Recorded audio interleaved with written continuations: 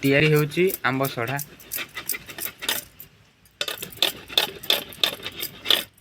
ଖଟା ଆମ୍ବ ତ ଆକୁ ପଚେଇକି ଖାଇ ହେଉନି। ଆମ୍ବ ସଢ଼ା କରି ଖାଉଛୁ।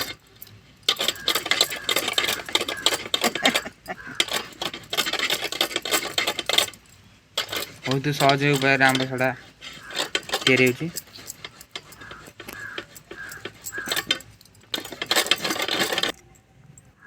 ଆମ୍ବ ପଚିଗଲା ପରେ ଖଟା ଆମ୍ବ ତାକୁ ଛଡ଼ିଆ ହେଲା। ଛଡ଼ିଆ ହେଇସାରିଲା ପରେ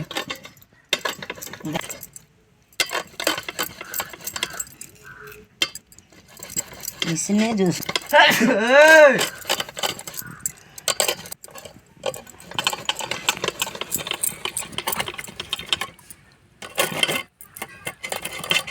हम तो चाखिले ना ये मिठा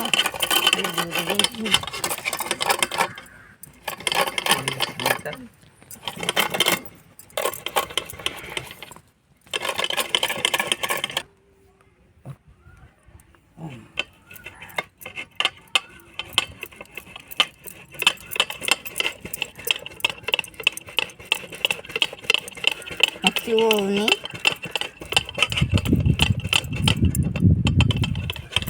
ଏମିତି ଧରି ଭାସିଲେ ଦୁଷିବ ଆମ୍ବ।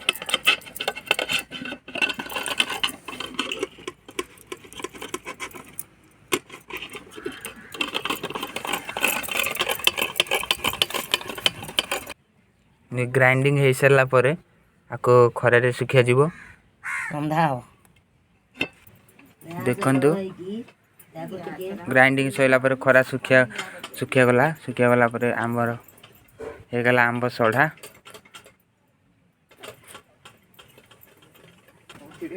ବହୁତ ଟେଷ୍ଟ ଆସିବ। ଦେଢ଼ ଦିନ ଟିକେ ଖରା ଶୁଖିବ। ପ୍ଲେଟ୍ ଦିଅରେ ଷ୍ଟିଲ ପ୍ଲେଟ୍ ଦିଅରେ ଦିନେ ଦେଢ଼ ଦିନ ଶୁଖିବ। ଭଲସେ ଶୁଖିଗଲା ପରେ ଆମ୍ବ ସଢ଼ା ରନ୍ଧା ହେବା କଥା କହିଲି।